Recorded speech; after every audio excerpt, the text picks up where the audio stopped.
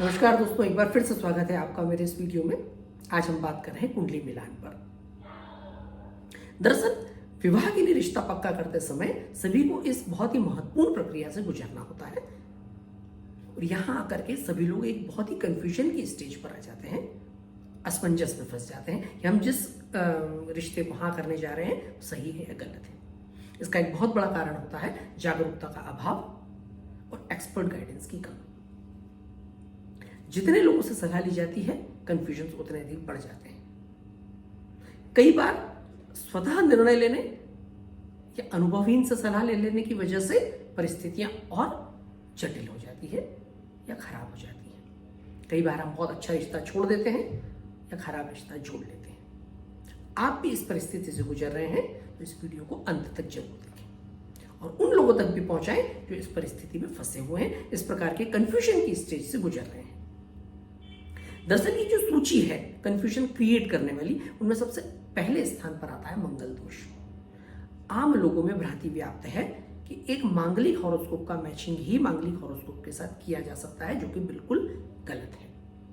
कई ऐसे योग शास्त्रों में कहे गए हैं, कई ऐसे कॉम्बिनेशंस हैं जो किसी भी एक कुंडली में, चाहे मांगलिक या नॉन मांगलिक में अगर मौजूद हैं तो वो मंगल दोष निष्प्रभावी हो जाता है। ऐसी परिस्थिति में दोनों कुंडलियों का मिलान किया जा सकता है।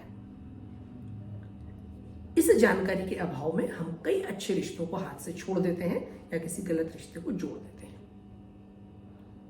इसलिए हमेशा एक एक्सपर्ट से ही ओपिनियन ली जानी चाहिए। खुद से निर्णय लेना हमारे लिए गलत सिद्ध हो सकता है। दूसरा बिंदु होता है नाड़ी दोष। 3 प्रकार की नाड़ियां कही गई हैं, आदि, अंत और मध्य, जिनका संबंध हमारी 3 शारीरिक प्रवृत्तियों वात, पित्त और कफ से होता है। ऐसा कहा गया है कि समान नाड़ी यानी समान प्रवृत्ति में विवाह करने से कुछ शारीरिक परेशानियां, व्याधियां आ सकती है या वैवाहिक अलगाव हो सकता है, जो कि बिल्कुल गलत है। दोस्तों, वैवाहिक अलगाव हो या कोई शारीरिक व्याधि हो, अगर किसी इंडिविजुअल हॉरोस्कोप में, व्यक्तिगत कुंडली में वैसे योग विद्यमान होंगे तो ही जातक के जीवन में वैसी परिस्थितियां निर्मित होंगी। बिना विवाह विच्छेद के योग के किसी का विवाह विच्छेद नहीं हो सकता, या बिना शारीरिक व्याधि के योग के किसी को शारीरिक व्याधि नहीं हो सकती। इसमें नाड़ी दोष का रोल कहीं से कहीं तक नहीं आता। और वैसे भी हमारा मेडिकल साइंस बहुत आगे आ चुका है।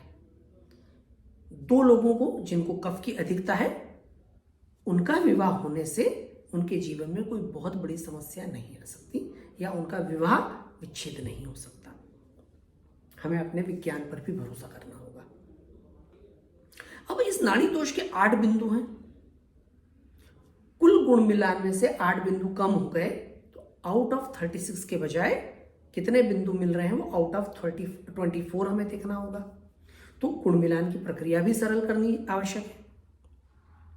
या मैं कहूं कि गुण मिलान की प्रक्रिया पर ध्यान ही क्यों दें, क्योंकि इससे कहीं भी यह सिद्ध नहीं होता कि विवाह कैसा होगा, क्वालिटी ऑफ लाइफ कैसी होगी या क्वालिटी ऑफ मैरिज कैसी होगी, या दोनों का नेचर कैसा है, दोनों का कैरियर कैसा है।